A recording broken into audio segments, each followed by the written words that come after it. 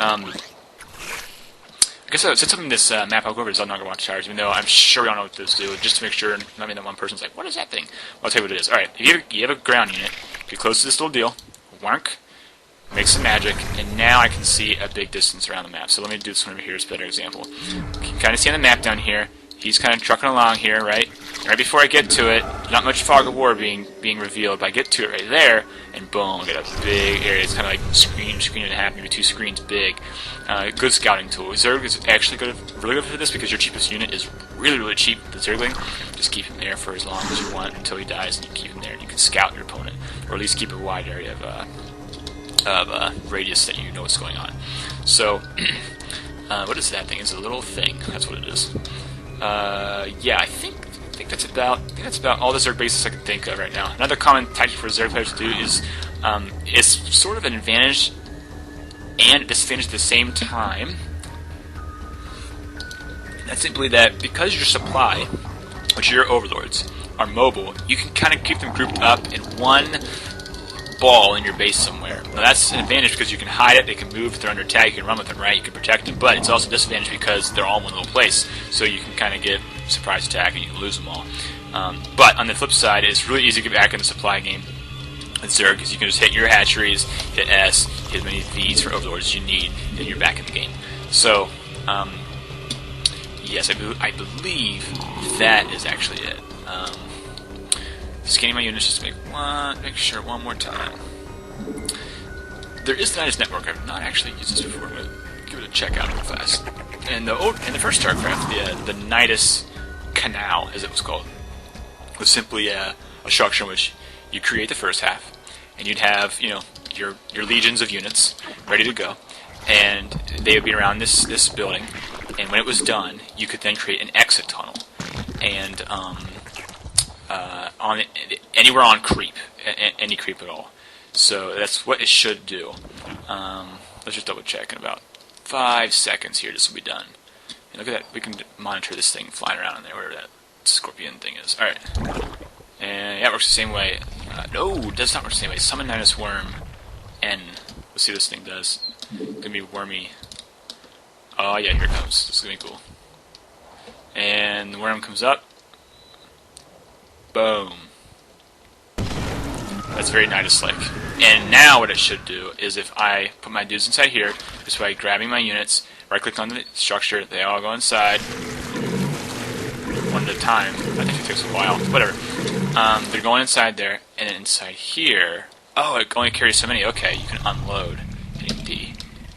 And they all come out of there. It's all nasty. It's cool. Oh, wait. They all came through. Anyway, that's how it works. A little different. So I guess you can summon more than one time. You can keep doing it. Yeah, you can keep making more. Interesting. Make as many as you want, actually. No, not a lie. You can make one at a time. Anyway, another thing that's worth mentioning about the creep is other Zerg players, allies, and enemies get the same bonuses as your creep. So, for example, they can build on your creep. So if you take a bunch of, whatever, you got these weird things, and you're doing your weird spine crawler thing. You're like, what? And they come over here, and let's say this, this is opponent creep.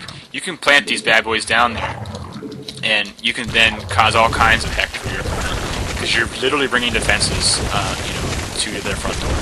But they can do the same thing to you. So when they come in and attack, and here comes all these Zerglings coming in, they're getting the same advantages. So it's critical to make sure your upgrades are as get your speed upgrades for Zerg. That's probably the most important upgrades, the speed upgrades, and for Zerglings and whatever, what have you.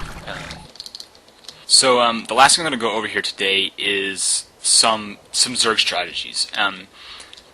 Really, the truth of the matter is, you can kind of analyze this team in a very critical way and think of all the little details and stuff. But the truth of the matter is, for a good degree, you can be a pretty formidable foe. And when you're playing online and on just random Battle.net by outproducing your opponent. You can play a macro game with Zerg and you can just destroy people. So it's going to be all in the sense of mastering timings of expansions. So for example, you start in your first base and you're doing your mining thing. There's definitely not going to be ultras that early in the game, and you're doing your thing.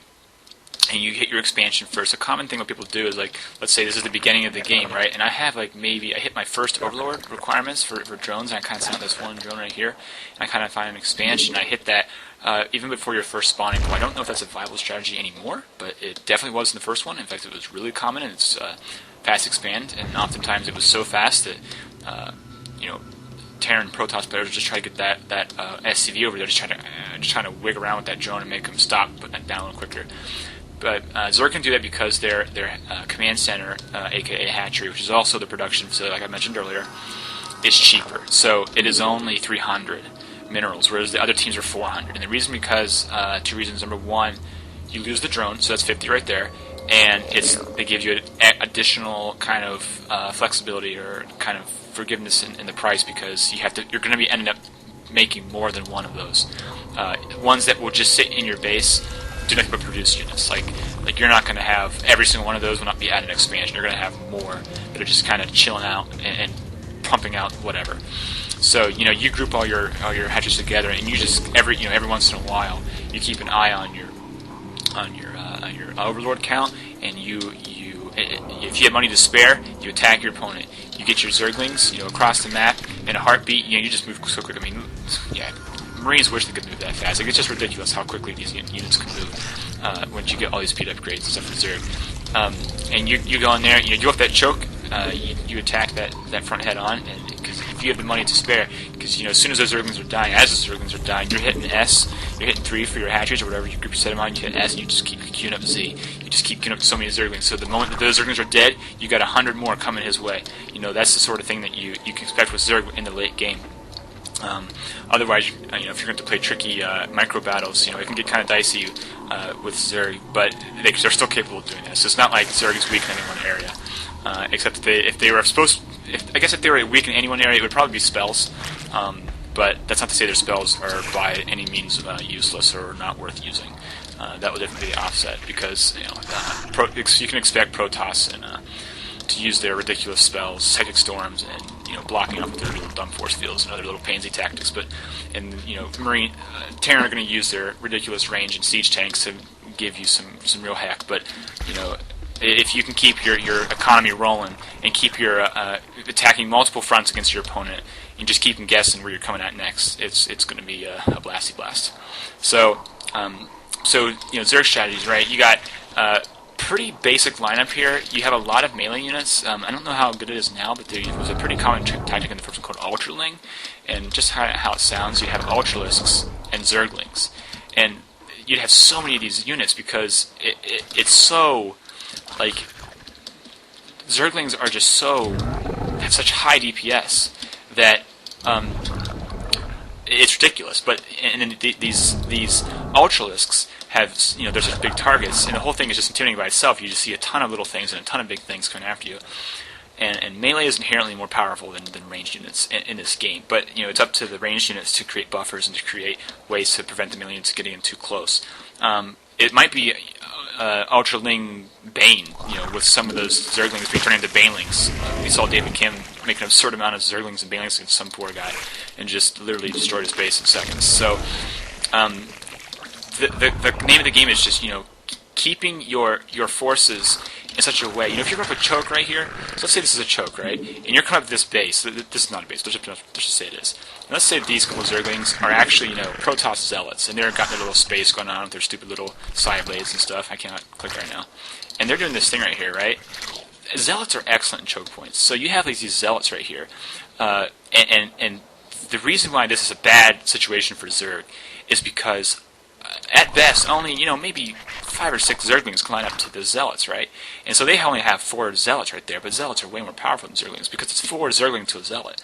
But if Protoss puts you out in the field, right, and you have like all these Zealots out here, then your swarm of Zerglings comes wrapping around them and surrounds them, and like this. It's just bad news for Protoss. They don't want the surround. That's what they don't want, and you want the surround as Zerg.